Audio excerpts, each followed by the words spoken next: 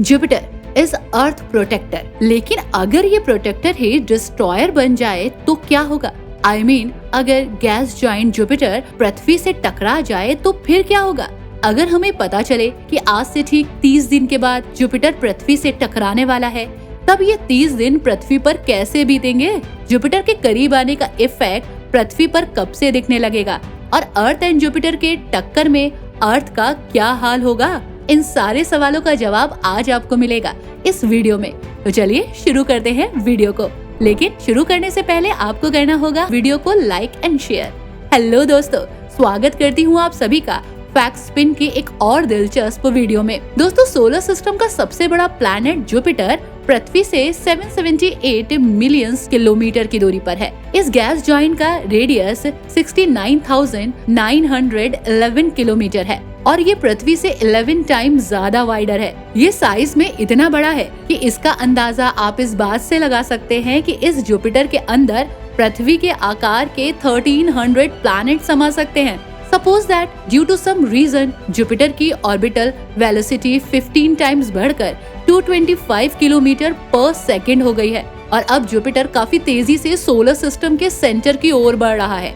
Centre तक पहुंचने के उसके इस रास्ते में मार्स एंड अर्थ के साथ वीनस एंड मर्करी भी आ जाएंगे, लेकिन इन चारों टेरिटोरियल प्लैनेट्स तक पहुंचने से पहले जुपिटर एस्ट्रॉइड बेल्ट से गुजरेगा, जो मार्स एंड जुपिटर के ऑर्बिट में ही मौजूद है। जुपिटर की स्ट्रॉन्ग ग्रेविटी की वजह से ही एस्ट्रॉइड बेल्ट में मौजूद लाखों asteroids and other space objects एक फिक्स ऑर्बिट में बने हुए हैं और पृथ्वी से टकराने से बचे हुए हैं। जुपिटर एस्ट्रॉइड को पृथ्वी तक आने से रोकता है और इसी वजह से गैस जॉइंट को अर्थ प्रोटेक्टर कहते हैं। खैर, जब ये प्रोटेक्टर खुद अपनी जगह से मूव करके पृथ्वी की ओर बढ़ने लगेगा, तब एस्ट्रॉइड बेल्ट में भी हलचल होने लगेगी। जैसे बचपन में मम्मी पापा के बाहर जाने के बाद हम अनकंट्रोल्ड होकर अपनी मन मर्जी करते थे, वैसे ही जुपिटर के जाने के बाद एस्ट्रॉइड्स भी अपनी मन मर्जी करते हुए फिक्स ऑर्बिट से निकलकर इधर उधर जाने लगेंगे, जिसमें से मोस्ट ऑफ देम पृथ्वी की ओर ही आ सकते हैं। अगर जुपिटर के पृथ्वी से टकराने से पहले ही कोई बड़ा एस्ट्रॉइड पृथ्वी से टकरा जाता है, तब जुपिटर के आने से पहले ही हमारी कहानी खत्म हो जाएगी। लेकिन हमें एस्ट्रॉइड की तबाही नहीं, बल्कि जुपिटर से होने वाली तबाही देखनी है। तो इसलिए हम ये मान लेते हैं कि जुपिटर एस्ट्रॉइड बेल्ट को डिस्टर्ब किए बिना ही आगे बढ़ चुका है। एस्ट्रॉइड बेल्ट से आगे निकलने के बाद अब जुपिटर नाइट स्काई में अपने यूजुअल साइज से डबल नजर आएगा। जुपिटर का सफर आगे बढ़ता रहेगा और अब वो मार्स के करीब आ जाएगा। अब पृथ्वी से जुपिटर लगभग 4 टाइम्स बड़ा दिखाई देगा। मार्स के करीब आने पर जुपिटर इस रेड प्लैनेट से टकराता है या नहीं, ये इन दोनों ही प्लैनेट्स की पोजीशंस पर डिपेंड करेगा। मे बी मार्स जुपिटर के डायरेक्ट टक्कर से बच जाए, पर जुपिटर के 79 मून से बचना मार्स के लिए पॉसिबल नहीं होगा।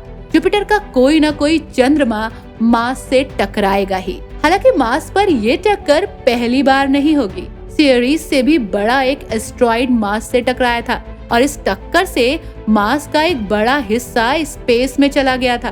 फिर मार्स से आगे निकलकर जुपिटर और तेजी से पृथ्वी की ओर बढ़ेगा। अब जुपिटर पृथ्वी से सिर्फ 16 मिलियन किलोमीटर दूर होगा। इतनी दूरी से ये गैस जॉइंट चंद्रमा जितना बड़ा और ब्राइट दिखेगा। अब हमारे नाइट स्काई में 2 चंदा मामा होंगे, लेकिन ये नया वाला चंदा मामा एक्चुअली कंस मामा होगा, जो पृथ्वी को तबाह करने के लिए आ रहा होगा।